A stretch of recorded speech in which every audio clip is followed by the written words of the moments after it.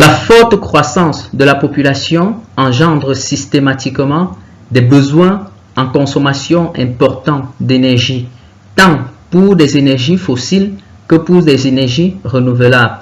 En ce qui concerne les énergies fossiles, cette forte croissance de la population entraîne la forte consommation du pétrole et du gaz, ce qui veut dire plus d'émissions de gaz à effet de serre dans l'atmosphère.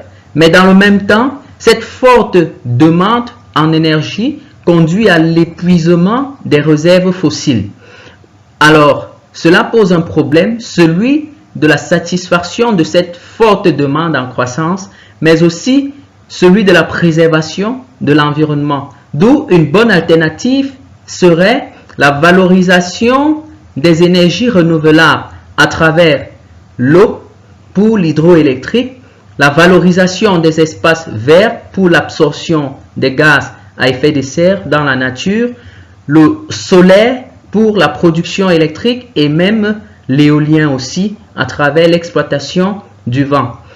Cet ensemble d'éléments permet de garantir la demande en énergie pour la population en pleine croissance, mais également de répondre de façon efficace à la protection de l'environnement et de la couche d'ozone notamment.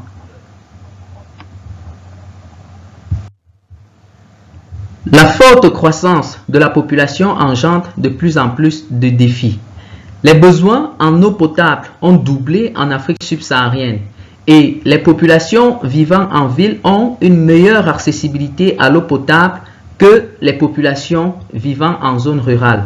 Cela pose un problème de la redistribution de la ressource et donc les États devraient fournir assez d'efforts pour rendre équitable l'accès à l'eau potable tant pour les populations vivant en ville que pour les populations rurales. La croissance de la population avec les conditions de développement qui se confortent de plus en plus entraîne plus de rejet des déchets dans l'environnement, ce qui dégrade l'environnement et la nature. L'espace aquatique, par exemple, est pollué de nombreux déchets rejetés quotidiennement, ce qui détruit la flore et la faune aquatique. Il est sans ignorer que la vie marine apporte une inspiration sur deux à l'être humain, tant pour la production intellectuelle que pour les prouesses scientifiques développées aujourd'hui. Des espèces animales et végétales disparaissent de jour en jour. Une étude a montré que 31 espèces d'animaux et de plantes ont définitivement disparu de la planète en 2020. 15 espèces de poissons d'eau douce ont disparu, 9 chaînes de plantes ont disparu, certaines mammifères de la race des chauves-souris et des amphibiens comme des races de grenouilles ont disparu et donc plus de 50% d'espèces d'animaux ont disparu ces 40 dernières années. Une étude montre également que dans 20 ans, la majorité des animaux sauvages auront disparu si rien n'est fait.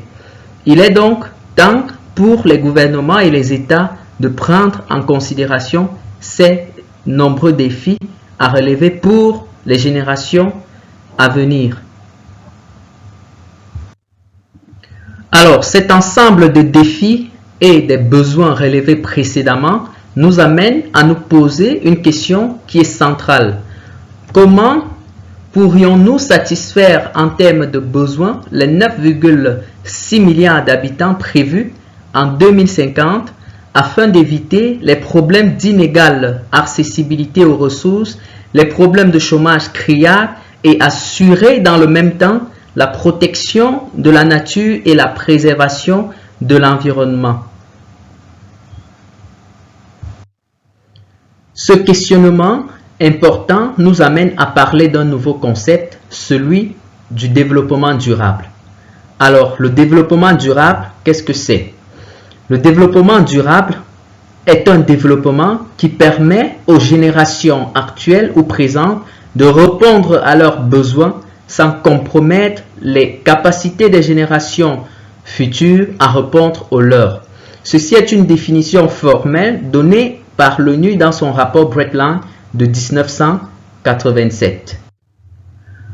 Trois piliers fondamentaux soutiennent le développement durable. On a un pilier économique qui traduit l'évolution ou la croissance des richesses liées à la transformation industrielle sur le plan local pour générer de la valeur ajoutée sur l'économie.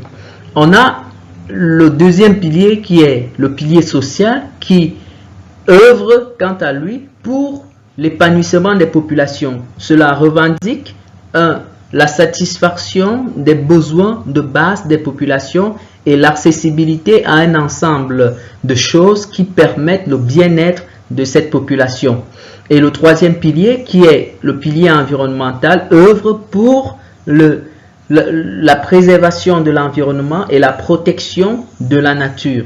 Alors, la conjonction de ces trois éléments entraîne la notion de durabilité dans les investissements ou dans le processus de développement.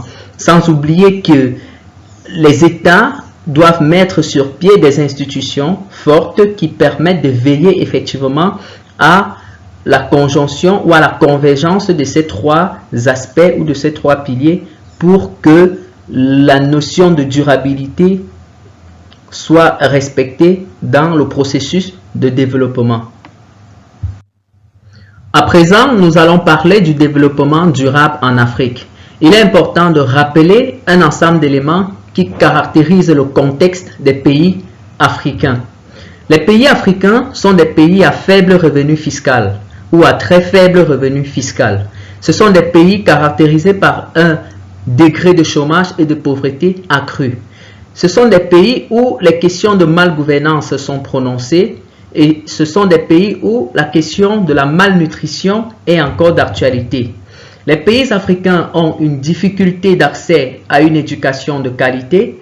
Ils ont une difficulté d'accès aux infrastructures d'assainissement et ils ont également une difficulté d'accès à l'eau potable. Ces ensembles d'éléments permettent donc de comprendre dans quel contexte évoluent les pays africains actuellement en 2020. Cette observation entraîne une urgence. Il faut agir rapidement.